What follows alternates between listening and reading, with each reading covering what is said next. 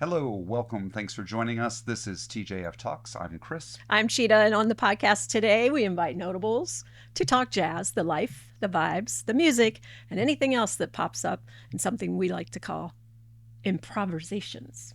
Well, today we welcome Jordan Wiley-Hill. He's an educator, storyteller, and a champion for arts access.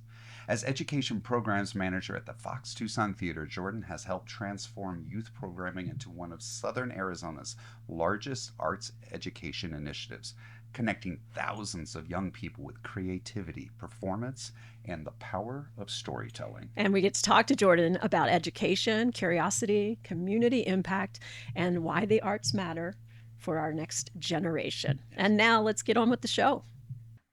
Jordan, welcome. Thank you for being here. Thanks for having me. Yeah, this is exciting. It's nice to finally get you in here to sit down for an interview. It's awesome. We're going to start with rapid fire questions, super easy, 1 to 4 word answers, and we jump to the next one and we try to keep you honest. Okay. What's the first story that you were like, yes, I love that story? Oh, man. First story I heard.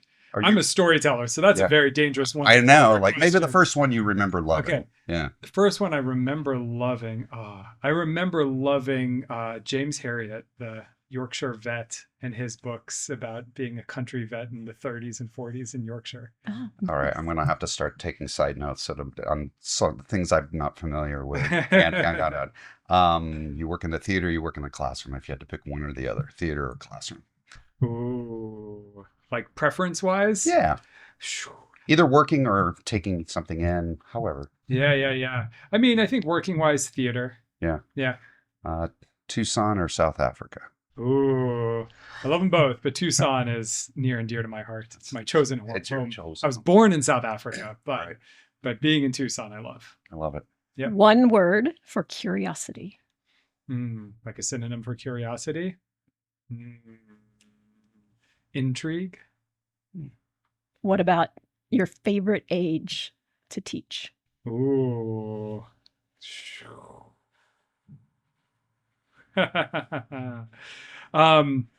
13. Ooh. I don't know. I would have guessed that one. Yeah. And I can't ask. I might follow up later on that. But, Please. Yeah. I got some words. Yeah. One thing every kid needs. Inspiration. 100%. I love that. Well, So now we can now we can expand. expansion time. All right. Well, let me ask that. Like, why did you choose 13? 13. So I have taught middle school in the past, and middle school gets, a little bit of a bad rap because it's a pretty tumultuous time. It's the hardest age to teach. Exactly. I start that bad rap. Yeah, and I feel like oftentimes middle schoolers fall through the gaps in programming and a lot of things. And teaching middle school, and I taught actually 5th through 8th grade was the middle school at the school I was teaching at. And 7th grade, they come in as 5th graders and they're still like little kids. Yeah. And they leave as 8th graders and they're all like ready for high school and teens and all that. 7th grade was always the turning point. Oh. I remember I had a teacher growing up who used to refer to it as 7th grade itis that you would come down with when you entered 7th grade. It's a different kind And of it's itis. just like, everything goes to hell on some level, but in a really powerful way. I mean, I feel like in the years I've come to think of it as the equivalent of what they call the terrible twos. Yeah. As soon as a little kid gets the capacity to walk and becomes a toddler, suddenly they have so much more capacity, but they also inevitably don't know how to do it yet. So they're going to bump into everything. They're going to be a hazard to themselves and others. And I feel like 7th graders are kind of like that.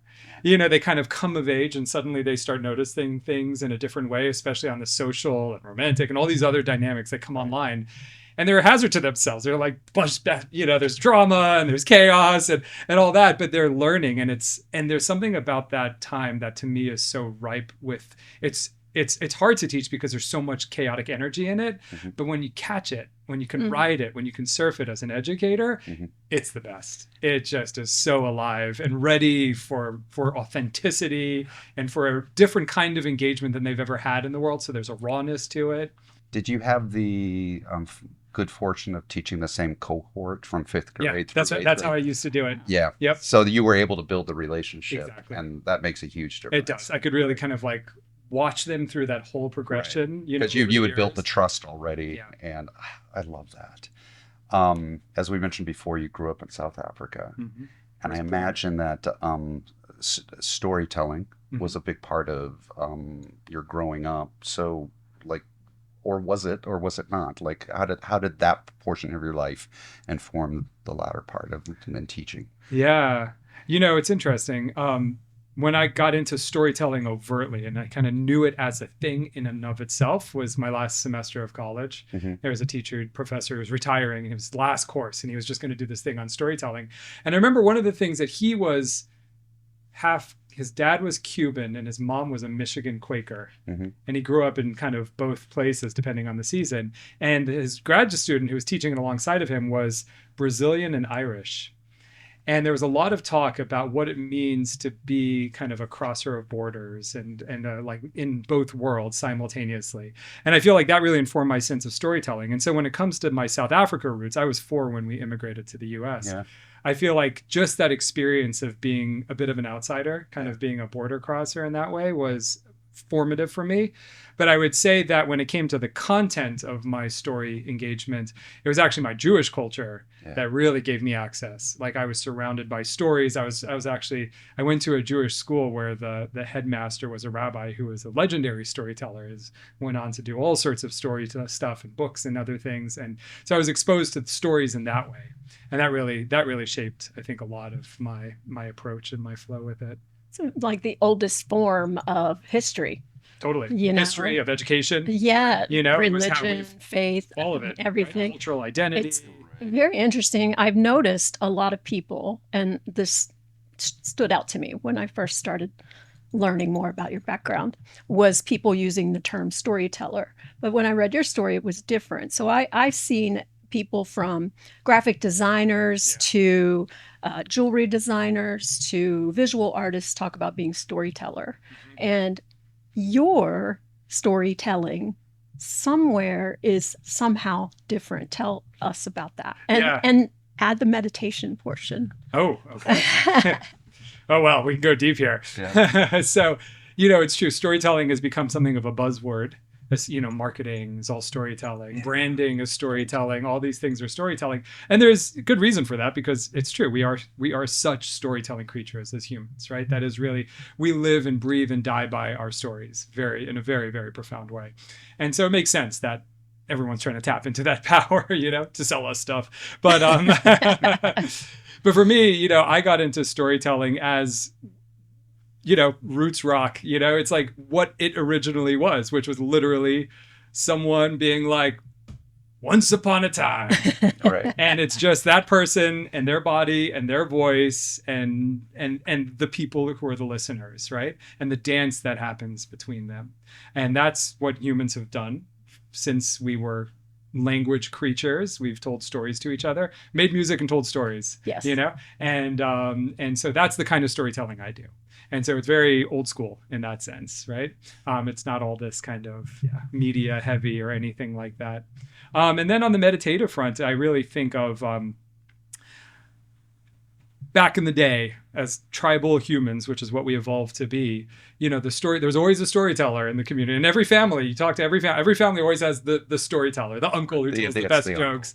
Yeah, the uncle is the classic one. But so it's just one of those roles that emerge in human communities, right? And oftentimes, in my thinking, the storyteller was also the shaman, was also the crosser of borders between this world and that world and the other world, right? And their role was to be a bridge between the world of spirits, which is really the world of stories, when you think about it, the world of imagination, of creativity. Like, where do angels and demons and gods and monsters dwell, if not in the ecosystem of the human imagination, right? And so the shaman was that bridge for the people. And so I think of storytelling actually in a very shamanic way. Like, especially when I'm telling old stories, which is what I like to do. Mm-hmm. I tell stories that are in some cases thousands of years old, if not hundreds.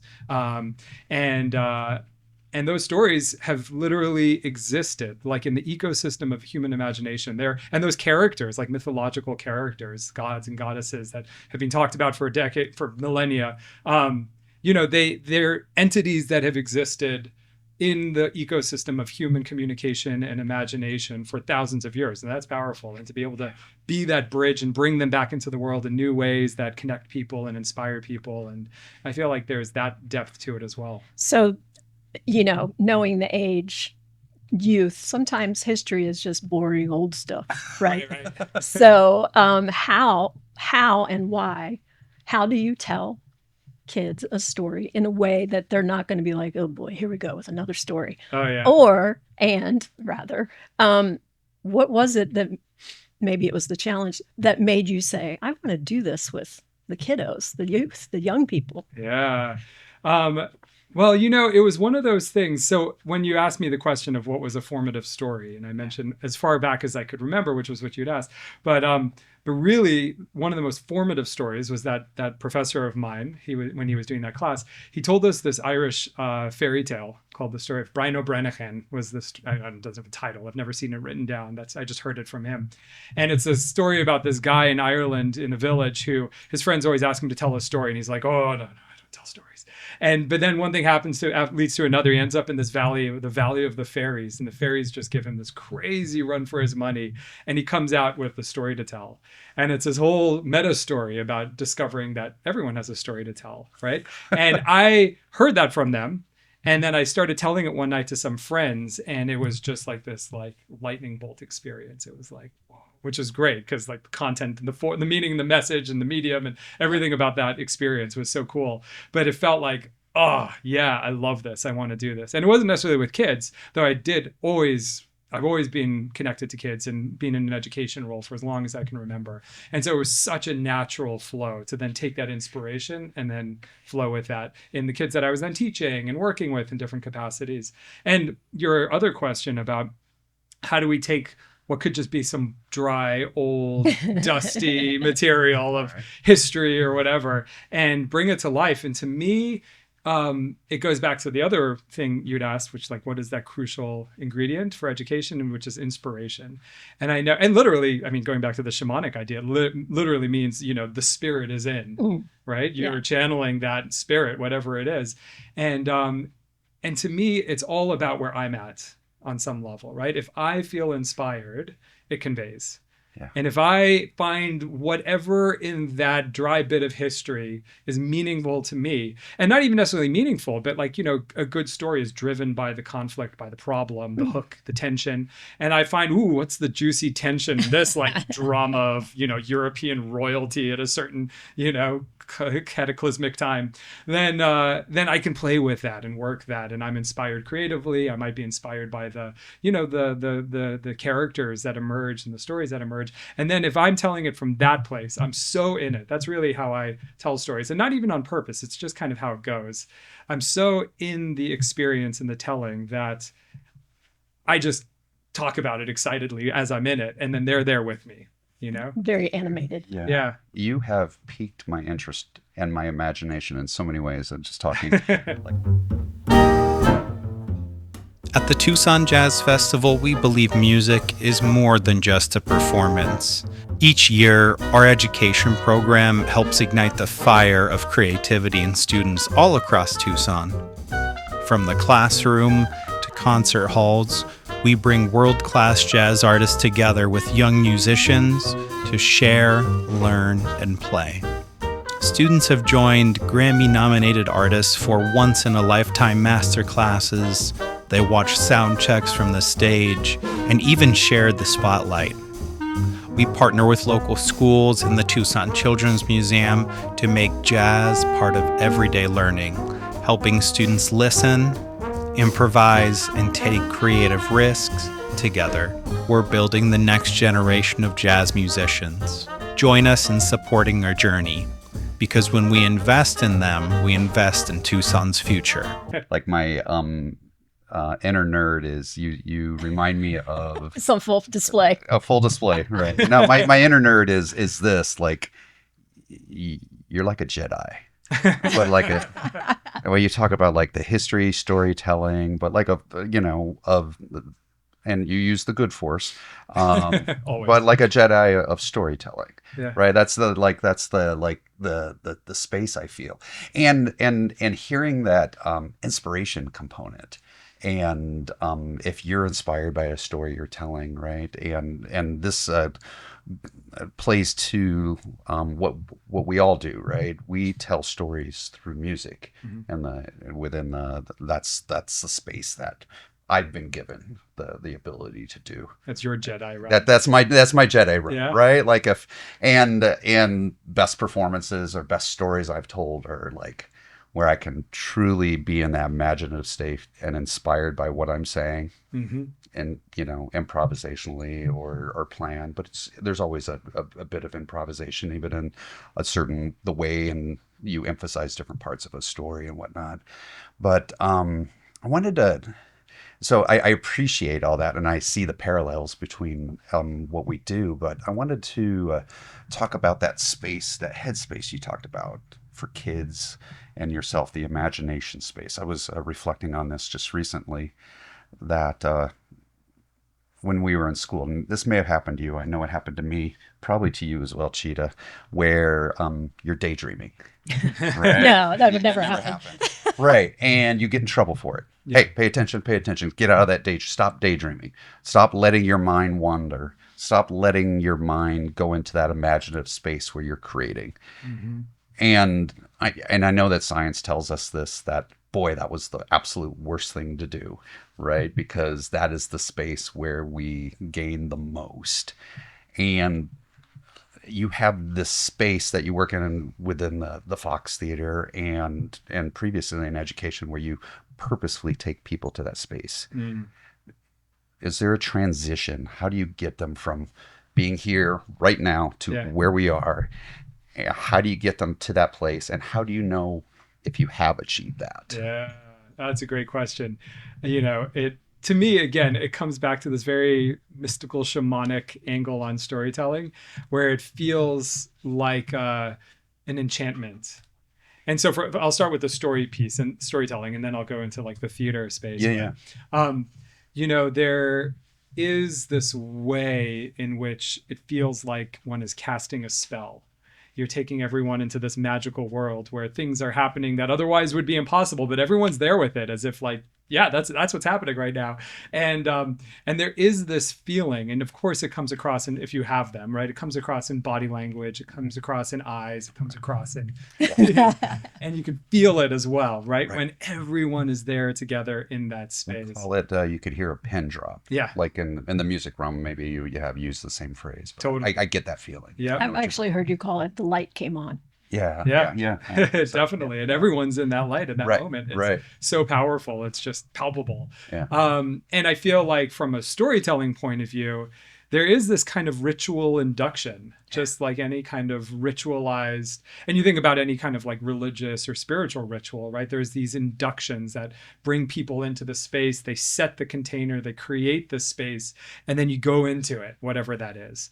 And so for storytelling, there's these things that every culture has that are like, you come in, you sit down, whatever's going on, and then you say something like, once upon a time. And this is a ritualized induction into inviting people into suspending their disbelief, into just they're there with you, you're going along, you're going into another world and another place. And because it's in our culture, it doesn't take a lot to just like push that button, So and the other thing is, because we're such storytelling creatures, it also doesn't take a lot to take people there. It's like once you just get them with that first hook, right? Once you just get in there with them for a little bit, there's something in the human mind that's like a key in a lock. They're just built to go there. And so I feel like it doesn't take a whole lot to bring people into that space. And then on the theater side, I feel like it's very similar in the sense that just the act of going to a theater is a ritual induction, right? And with kids, we see that when they're coming in for the first time, and especially at the Fox, which is so beautiful and elegant. And I always love it. We do school shows and we have just, a teeny tiny. We now do story times for 0, and we have all the way up, and we have training wheel concerts for like 0 to 5-year-olds for their first like show, and they come into the theater space and they're just like, and I've heard kids say the funniest things. There was one that was like, "Is this a palace?" Oh, and then the other day, this was like a month ago, some kids came in and one was like, "Is this a hotel?" And I realized probably the most elegant lobby spaces that they've seen are hotels. Which is pretty cute. But anyways, just walking, first of all, being downtown, that's the other thing. So for a lot of our school shows, right, these kids who might not ever come downtown, first of all, they're coming downtown and they're surrounded by buildings. Or we had groups coming for our last show from from San Manuel and Mammoth, Oh, yeah. and like we have groups come from Patagonia and Douglas from Elgin. You could be their very first induction to being in a city, being in obviously a theater. All Exactly. of that, right? And each layer is like another step into another dimension. Yeah. You're like in the city, and then you like come into the theater and you're in the lobby, and then you walk into the auditorium and it's like, and then the lights go down and all the things that we do just normally as part of like theater, let's just call it theater technology. Yeah. It's a technology of how people are brought into this world of imagination, of possibility, of creativity, of something different than what happens at the supermarket. It's probably similar too to what they see on television. Mhm. Because if they haven't experienced it themselves and they go into this and they're, whoa, this is what I've seen. And that then puts them in Never Never Land, which Yeah. is awesome. Right. Sort of Yeah. a nice little precursor to it. So I think everyone in the room, including producer Mr. Lucas, Khris, I have always been prone to, helping, getting kids excited, getting them in that space to learn and get new experiences in life. It comes from probably our own experiences. What have you learned about connecting with kiddos, children, youth, for yourself? Yeah, about getting them into that experience and connecting with them.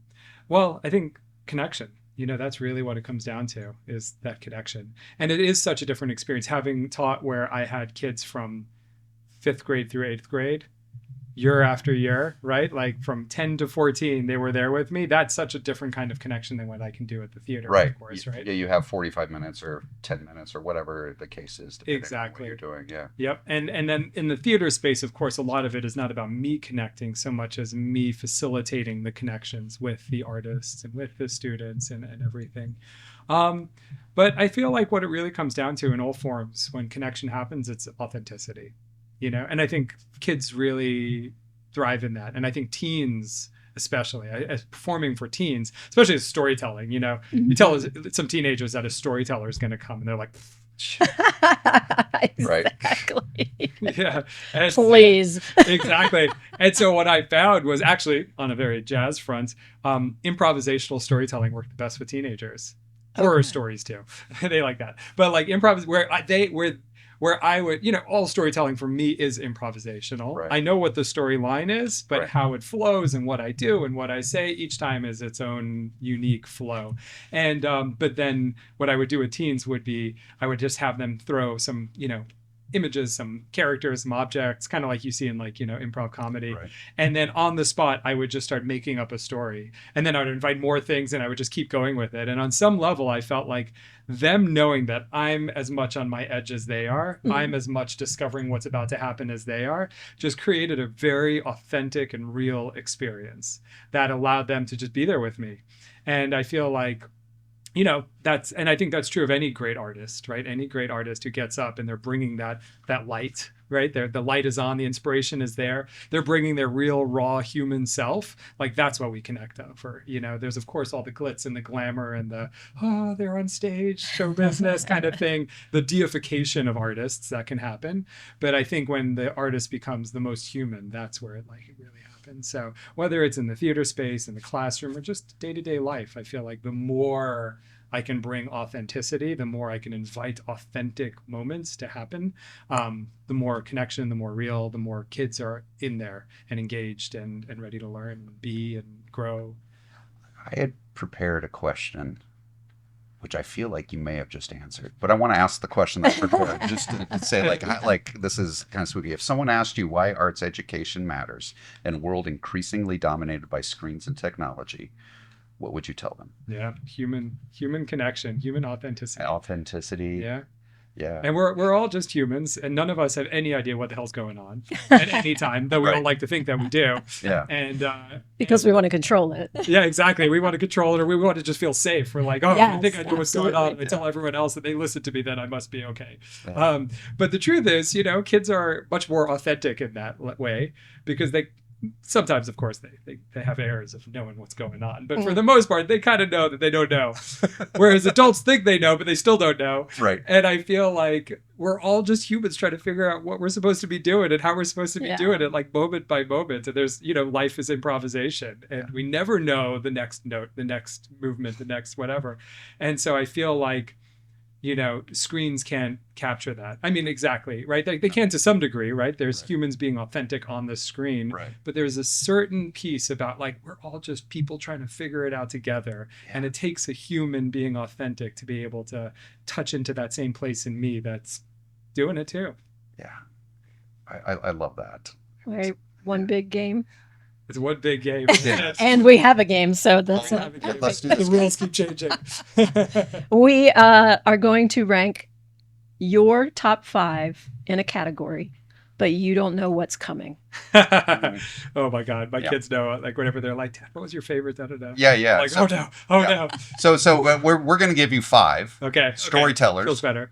And they're either known for saying stories out loud or for writing or for both. Uh-huh. All right. And so I'll just going to give you 5 in a row. Okay. And you go 1 through 5. Here we go. I got to rank them. You got to rank them. As favorites. Yep. Okay. Dr. Seuss. And I don't know who the rest are going to be? Exactly. Okay. I'm going to give him a 3. 3. Shakespeare. Ooh. I'll give him a 2. 2. Maya Angelou. Ooh. I don't know her as well, but I love when I've heard her. So I'll have to give her a 5. Okay. Walt Disney. Walt Disney. That's a tricky one. Well, I've already used up my other slots. You have 4 and 1 left. I have 4 and 1. I'll give him a 4. Ooh. Mark Twain. Mark Twain. Oh, he's got 1. Yeah. He was a character. Yeah. He's close to number 1 in my world. He's pretty amazing. Yeah, not so much for his books, but all of his like little quotes, his witticisms. His witticisms. And Yes. I'm a bigger fan of Shel Silverstein. I feel like we left him out. Well, I mean, we left a lot out, but that was Truth. that was great. Truth. All right, we just have a couple minutes left, and we talk about music and performance, but so the question is, whether it's storytelling or it's live music or it's theater, why does that matter? Well, going back to what we're all here about, which is this endeavor of being human in this strange world that we find ourselves in, that's where we explore that, right? That's where we explore the edges of that, edges of possibility, creativity, and also inspiration. I mean, we got to go out there and pay the bills and do the things and grocery shop and get our grants and, dot the I's and cross the T's. But not only is it, what are we doing it for?